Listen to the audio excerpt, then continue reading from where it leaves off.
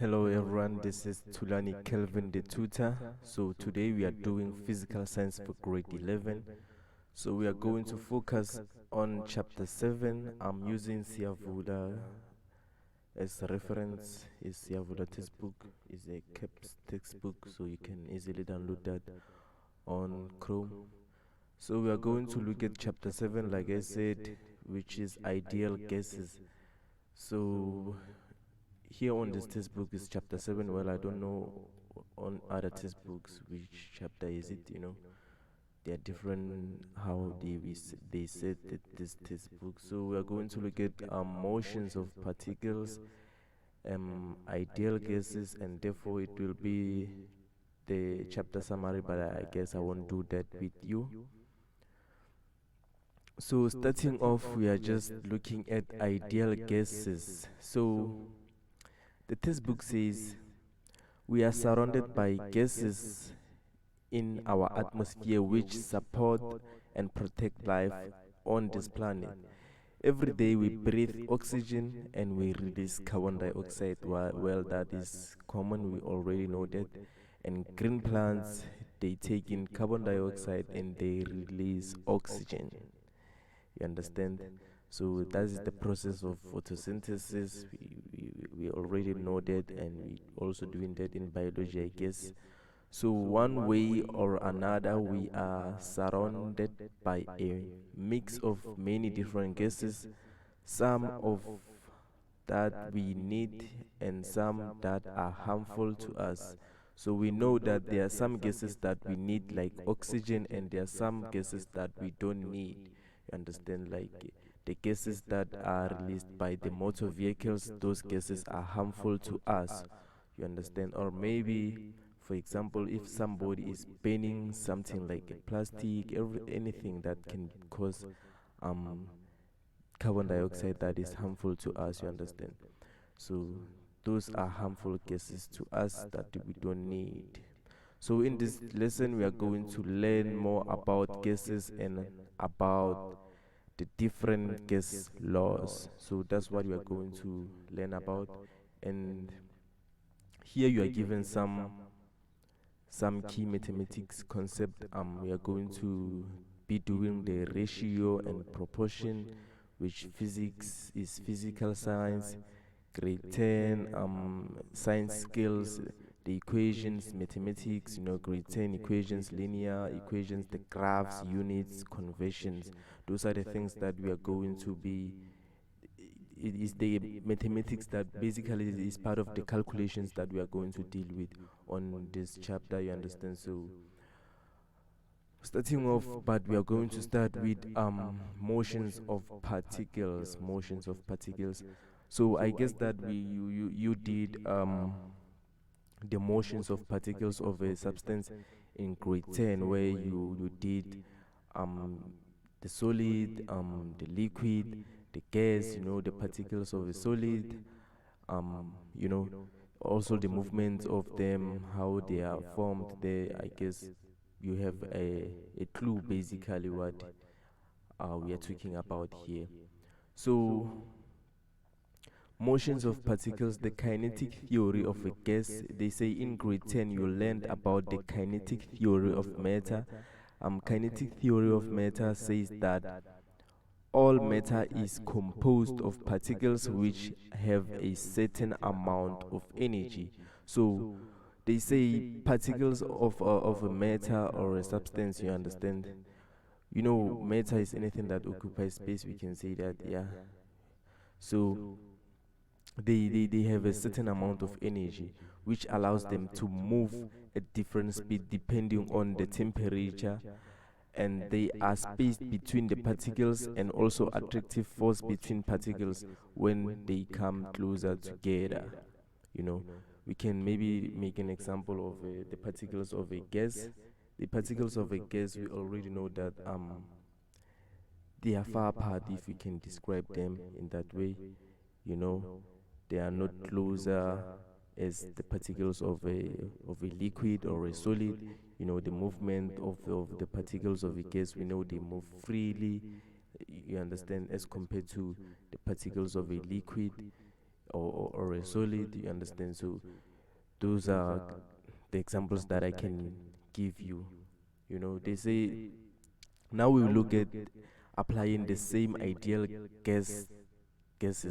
So the main assumption of this kinetic theory of gas is as follows. So we are given, so gases are made up of particles. It can be an atom or a molecule. The size of the particles are very small compared to the distance between the particles. Like I said, the gas particles, like, they move freely, understand? They are small. So these particles are constantly moving because they have a kinetic energy. The particles move in a straight line at different speed. They are attractive forces between particles. The forces are very weak for gas.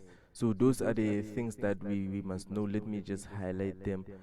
When they say gases are made of particles, so we know that it can be an atom or a molecule.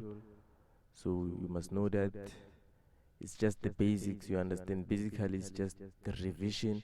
So they say the size of these particles are very small compared to the distance between them. These particles are constantly moving because they have kinetic energy. You know, they are free to move. The particles move in a straight line at different speed. They are attractive forces between particles. There is an attractive force between these particles. These forces are very weak for a gas. They are very weak. You must know that. The collision between particles and the wall of a container do not change the kinetic energy of a system. Like, this does not change the kinetic energy of a system. The collision between the particles, because of they collide. You know, the particles of a gas. So you must also know that. You can just write that somewhere in your notes, because of I guess you will need these notes, you know. So, or you can just pause this video, copy it in your book where you write your notes, and then whenever you're going to study, it's going to be much easier for you. The temperature of a gas is a measure of the average kinetic energy of the particle. So you must know that basically, you know that you must know some of the terms, you know, the definitions you will be asked in the exam. Maybe define what is pressure, and you can also score some marks there, because of the worth basically 2 marks. So that 2 marks, you can add something on your final exam or June exam, you know, and get yourself a pass.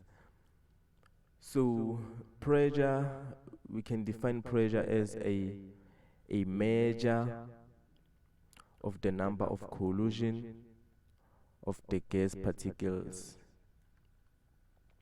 with each other and the side of the container that they are in. So you can just define pressure like that, but there's also another. I know there's different definitions, like, so you can just maybe pick the one that is best for you. You know, we also have temperature. Temperature is a measure of the average kinetic energy of the particle, like I said there before. So let me just highlight this for you.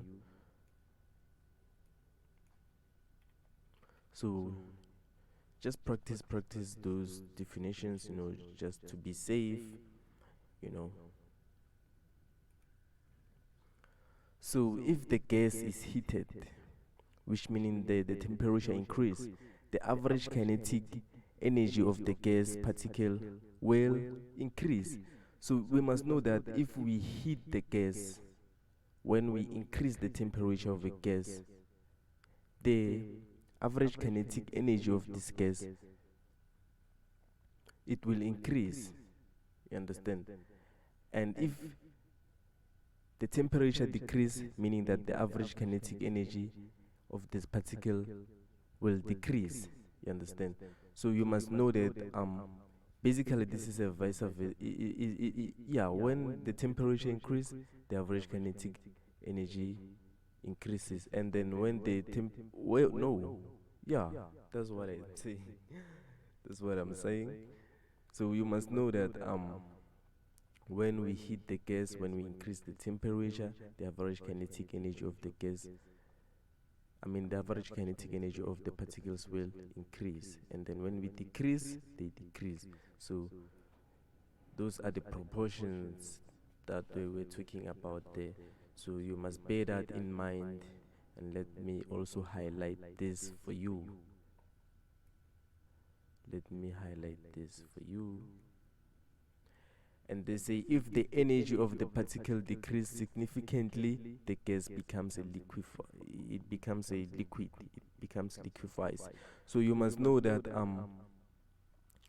the temperature of a gas is very high. You understand? It's very high. So let's take an example. When we heat water, you understand? When we heat water, or when the kettle is boiling, the steam that is coming out of that kettle, you know, you will see it is going up, it's going up, it's rising, rising, rising, and then it will reach a point whereby its temperature is decreasing, and automatically when the temperature is decreasing, that gas is a gas, that steam is a gas, that gas, it becomes a liquid. So basically that's what they are saying here. We can make an example of a kettle, so let's just move on. So we have the real gases, and we also have the ideal gases. So that's what basically we are going to focus on here, but we are going to mainly focus on the ideal gases. So the kinetic theory of gases is that all particles have different speed, you understand? But this only applies for a real gas. When it comes to ideal gases, we assume that all particles in the gas have the same speed. So that's the difference between these two gases, the real gas and the ideal gas. The real gas, all particles have the different speed, and then the ideal gases, we assume that all particles have the same speed. So they can ask you the difference between the two gases, and then you can also state that. So for an ideal gas, we can simply talk about the speed of all particles, but for a real gas, we must use the average speed for all the particles. So that's what I've just said there. So moving forward, we are going to look at the behavior of the ideal gases and the non-ideal gases. So obviously the non-ideal gases is the real gases. So let's just look at the definitions of these two. So the ideal gas, an ideal gas has an identical particle of zero volume with no intermolecular force between them. The atoms or molecule in an ideal gas move at the same speed. So basically, that's the definition of the ideal gas. So they say has identical particles of zero volume with no intermolecular forces between them, and the atoms or molecules in an ideal gas move at the same speed. So you must know that is the definition. You can easily define it in that way, or if you have another definition that maybe you are using a different textbook, like a Study and Master or any other textbook, Platinum, anything, you can just take the definition from there if it's best for you, you understand. So when we look at the real gas behave more or less like ideal gases, except at high temperatures and low low temperatures. So we are going to look at that. So basically to see the difference between this the difference between these two gases. So let's just move on. Okay, this is basically what I've just explained. The ideal gases is identical particles of zero temperature, blah blah blah blah. Yeah, so basically we are going to look at the effect of how gases behave at high temperatures and low temperatures. So that's what basically we are going to look at now. So molecules do not occupy volume. Now we are at high temperatures. Molecules do not occupy volume. When the pressures are high and the molecules are compressed, the volume of the molecule becomes significant. You understand? The volume of these molecules will become significant. This means that the total volume available for the gas molecule to move is reduced, and collision becomes more frequent. There will be more collision that is happening there. This causes the pressure of a gas to be higher. You understand? The pressure of the gas will be higher. So we are given the figure 7.1. They say gases derived from an ideal gas behavior at high temperature. So I also did some sketch here for you on the board so that you can see, but I used the different markers. This is high temperature, and also this is low temperature, so you can see that I did some keys. So the green, it represents the ideal gas. So you can see that on this axis here, which is the y-axis, we have the volume, and then on the x we have the pressure. So therefore you can see, obviously here is the you know how the Cartesian plate works.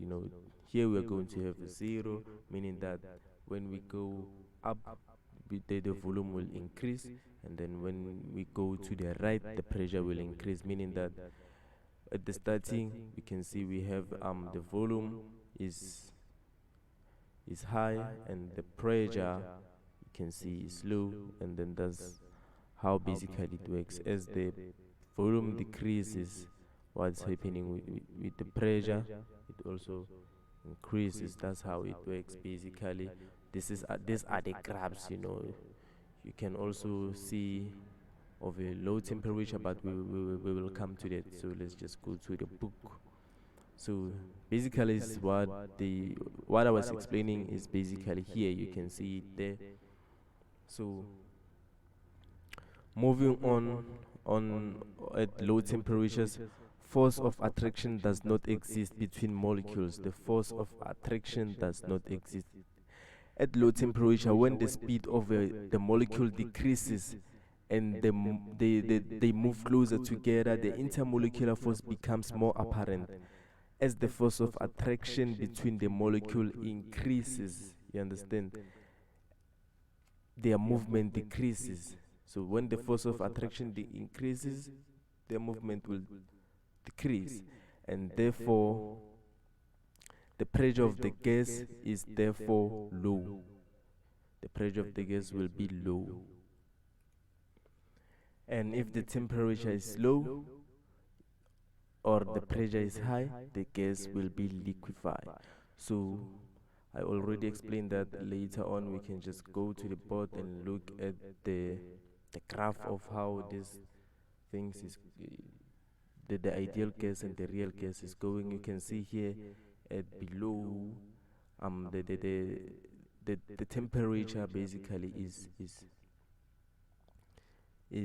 I mean not the temperature, the pressure is zero, and also the volume is at zero. As the pressure increase or as the volume increase, they increase. At the end the pressure will be high and the volume will be high, you understand. But when it comes for a real gas, now there is a change that is happening there because of if you look at this now, the pressure basically is at 0, 0, 0, 0, and then as the volume, yeah, as the volume increases, you know, it will just increase as it is there. And we also have that here on this, but I will also send the notes on my Facebook page is the tutors, so I will also send the notes there, so you can, I will post the link there, so you will find everything there waiting for you. You can just go direct to Facebook tutors, and then you will automatically get everything. So let's look at it was exercise 7.1. They say summarize the difference between a real gas and an ideal gas in the following table. So the size of particles, the attraction, the speed of movements, you can easily answer that, you understand? So I won't do that with you because of is everything that we were talking about there. So you can just do that as a practice so that you will understand much better. So we go to 7.2 ideal gas laws. So here we are given a table, and this table I think is important because of we are given some variables, the SI units and other units there. So we are given pressure, which is the SI unit for pressure is pascals, and we are also given the variable there you can see is P, for volume is V, and then the SI unit is meter cube. And we also have moles, which is represented with the letter N, and the SI unit is mole, and then we have a universal constant, which is R. The SI unit is joules per kilo per mole. There we have those, and we have also have the temperature is K, and the SI unit is Kelvin. And for kelvins, the SI unit, maybe you might be given temperatures in degrees. Let's say let me just go to the board. Let's say suppose you are given 20 degrees on your calculations, and they say you must substitute with kelvins, because of the temperature we need it in kelvins. So you will just add it with 270 there, you understand? You just come and add with 270 kelvins. Nope, 273. Yes, 273 kelvins here. And then automatically you convert from degrees to kelvins, you understand? So this is, it's not a big deal, you understand? I guess you will be familiar with that one. And then you must also know that one cube meter of the volume is equals to 1 million centimeter cubed, and then it also is also equal to the 1000 decimeter cubes, and also equal to 1000 liters there. So I will also send this table because of I believe it is going to be useful when it comes to the conversions, because of sometimes examiners can be tricky, they can bring some values that you are not familiar with. You have to convert before you can just calculate, you understand? So I will just provide you with this table. I like it. Moving on now, we are going to Boyle's law. This is the ideal gas law. So pressure and volume of an enclosed gas. So we are given some examples here. They say if you have ever tried to force in a plunge of a syringe, when you apply your force on a plunge of a syringe or a bicycle pump while sealing the opening with your finger, you have seen Boyle's law in action. So the following experience will allow you to see this law in action.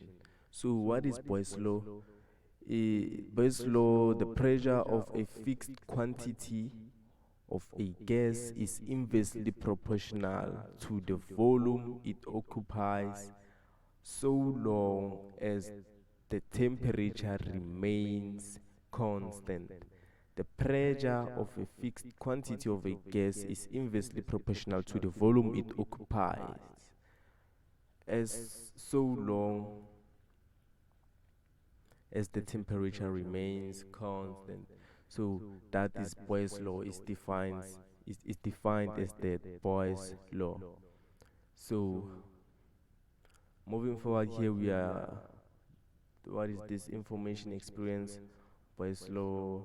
So basically you are given this as an how Boyle's law it works, you know. So I'm not going to do this with you, but I can also apply I can also send this as part of the notes. You can just study it alone because of we don't have that much time, you know, to study the Boyle's law practicals, you understand. So I can quickly just explain the experiment above there. Because of the conclusion of the experiment there is if the volume of the gas decreases, the pressure of the gas increases. If the volume of the gas increases, the pressure decreases. The results of Boyle's law. So there is I also highlighted here, volume of the gas increases. So when the volume decreases, what is happening with the pressure? The pressure will increase. You understand? And then this is called the inverse relationship. You understand? So this is the graph that explains everything. When the pressure, when the volume decreases, the pressure is what is increased. So look at the pressure here. The pressure here is, you can see that the pressure here is is is high. You understand? So look at the volume. Look at the volume. The volume is low because here is below. You understand? So obviously here the volume will be higher, the pressure will be low. So it's the inverse relationship of the pressure and the volume.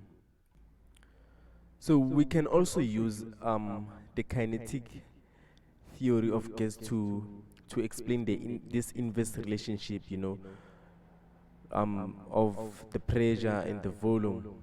You understand? Or between the pressure and the volume. So let's think about maybe a bottle or a container.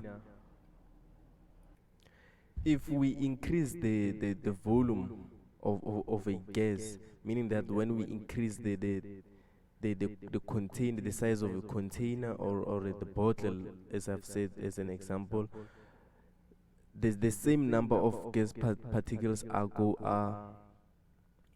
the same number of gas particles are going to come in contact with each other. You understand? And no, what I'm saying, let me start again. Let's think about because I'm getting disturbed by this. There's a construction that is going on here, so these trucks, when they are busy, you know, passing by, I'm getting annoyed, and I'm sorry about that. So let's just take an example of a bottle. You understand? And then we decrease the volume. You understand? When we decrease, meaning that we reduce the capacity of that bottle. You understand? If maybe it was 2 liters, then we use a 500 milliliters. You understand? We have decreased the volume. You understand? If we decrease the volume of the gas, this means that the same number of gas particles are going to come in contact, meaning that the particles will be in contact as compared to when the volume is high. You understand? So when they become in contact with each other and they become you know, they become with no, I can't say properly. like as I said, when they become close with each other, they will also become much closer with the container, because of the container is the volume is decreased, you understand? And the opposite of that, if we increase the volume, what's going to happen with the particles of a gas? They're going to move freely, and then what's going to happen when we increase the the volume, meaning that there will be less of collision, you understand, as compared to when we decrease the volume of of of the gas, you understand, meaning that the particles will collide, the collision of the particles will increase. As we can see here on this diagram here, this is a bigger container and this is a smaller container. On a bigger container, they don't collide as on the smaller container, because of there is a huge space as compared to as compared to the smaller container here.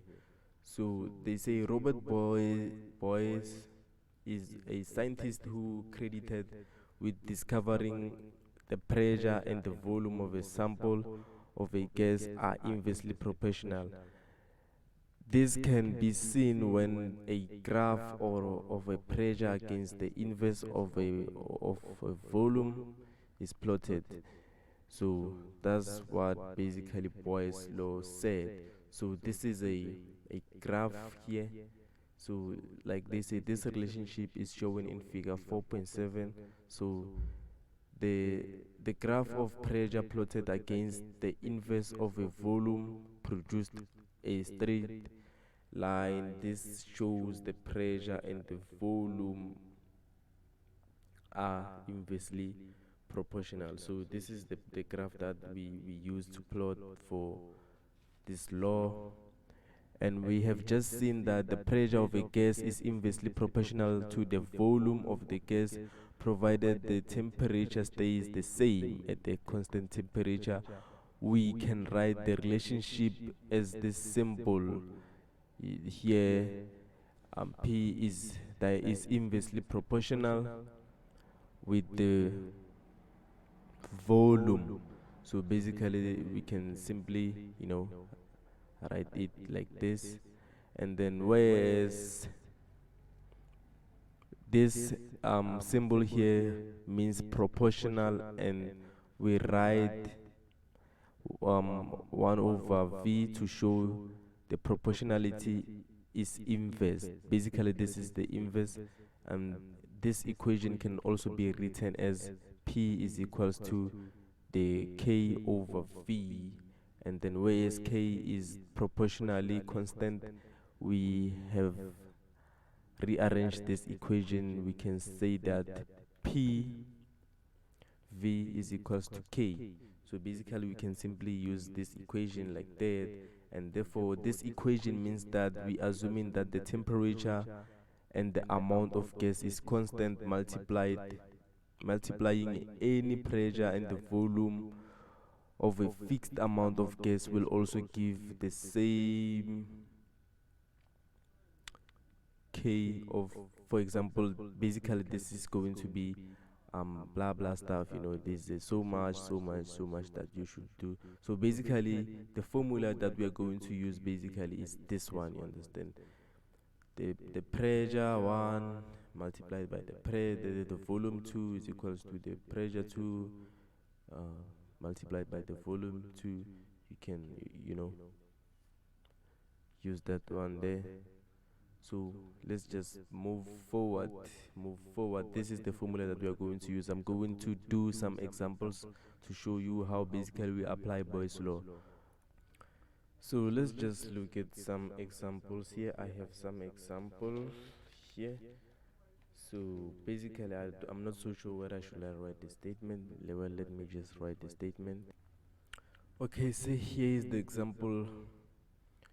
It says an enclosed gas occupies a volume of 360 centimeter cube at a pressure of 100 kilopascals.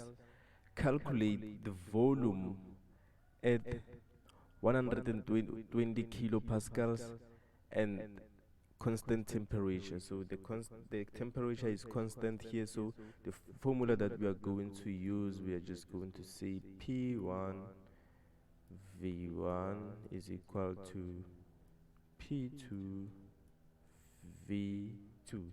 So let's look at our information here.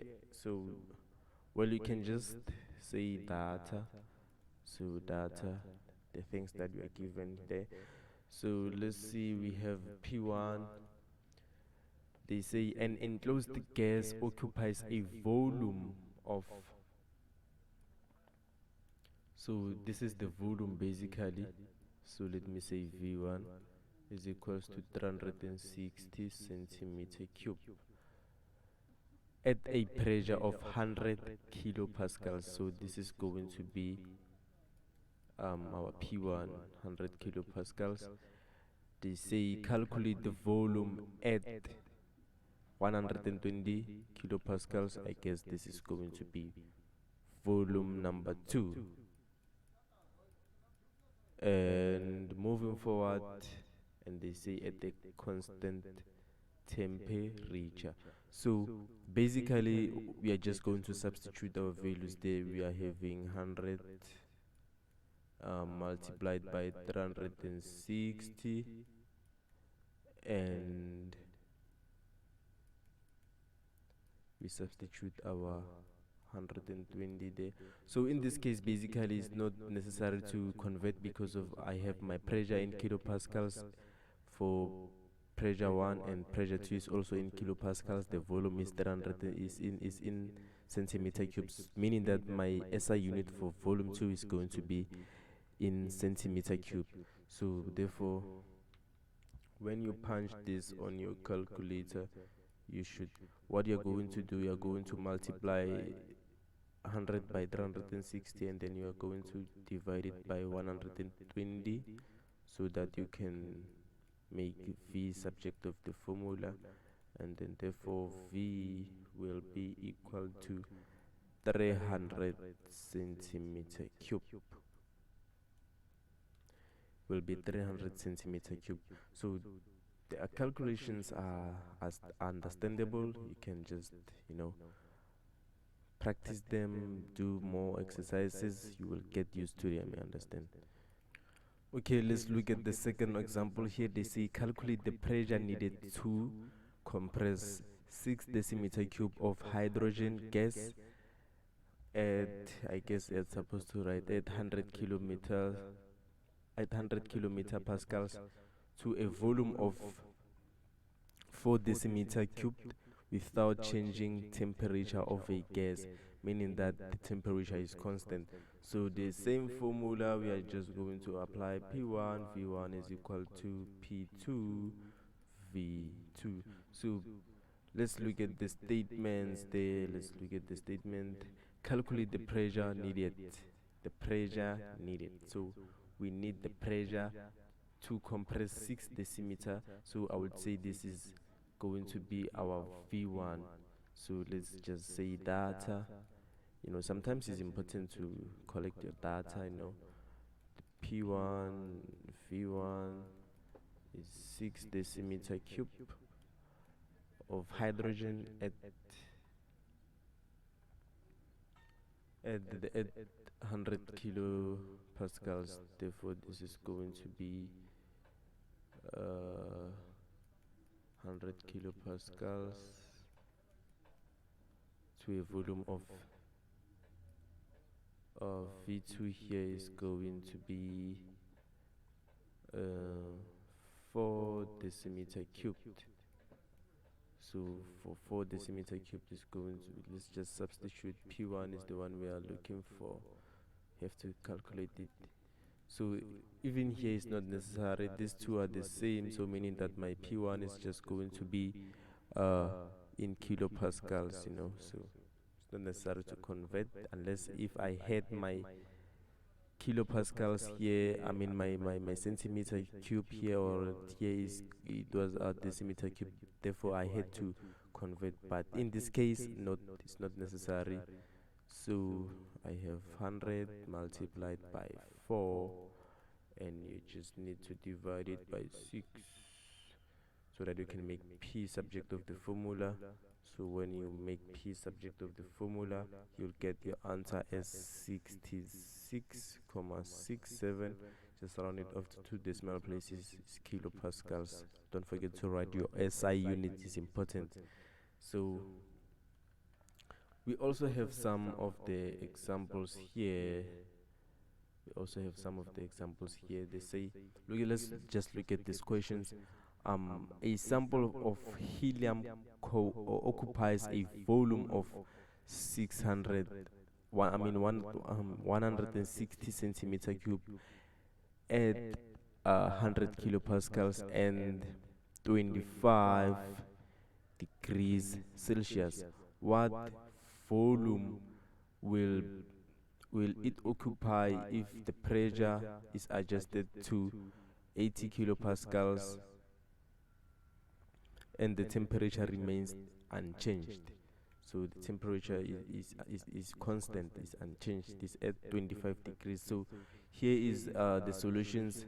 So we just have to collect the information. So we have pressure 1 is 100 kilopascals, pressure 2 is 80, volume 1 is 160, and then V2 is what we are looking for. We are just going to use the formula there, and then we substitute our values, substitute, and therefore we will get our V2 there. You just punch your calculators, you understand, and therefore we get our volume there. So let's see, they say check your answer. Boyle's law states that the pressure is inversely proportional to the volume. Since the pressure decreases, the volume must increase. So when the pressure decreases, the volume must increase. Our answer for the volume is greater than the initial velocity, the initial volume. So our answer is reasonable. So that's another way of checking your answer. So bear that in mind, you understand. So let's just look at the work example 2, and look how they handled this question.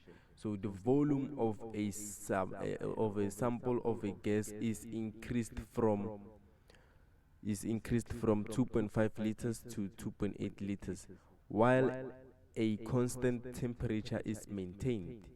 What is the final pressure of the gas under this volume condition if the initial pressure is 695 kilopascals? So let's just look at how they did handle here. So they say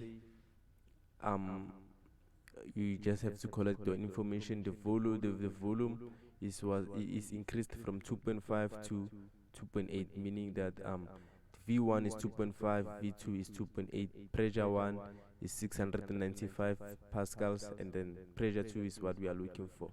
So you just have to write your formula, and then when you write your formula, you just have to substitute. You remember, substitute V1, V2, and then P1, and then therefore you just have to make P2 subject of the formula. You divide by 2.8, you get your answers in kilopascals. Here they divided with 1000. You know, K stands for 1000, so that's why they got their answer is in kilopascals.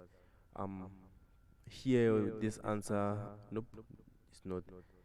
No, it's not. Let me just leave it like that. But after dividing by 2.8, you just have to divide the answer with 1000, and you will get it with kilopascals, you understand? So that's how they did it. So yep. So that formula, the table that at the beginning of the lesson that I was telling you that is, I like it, is important. You will just see it. I will also send these examples as part of your notes, so that you can have different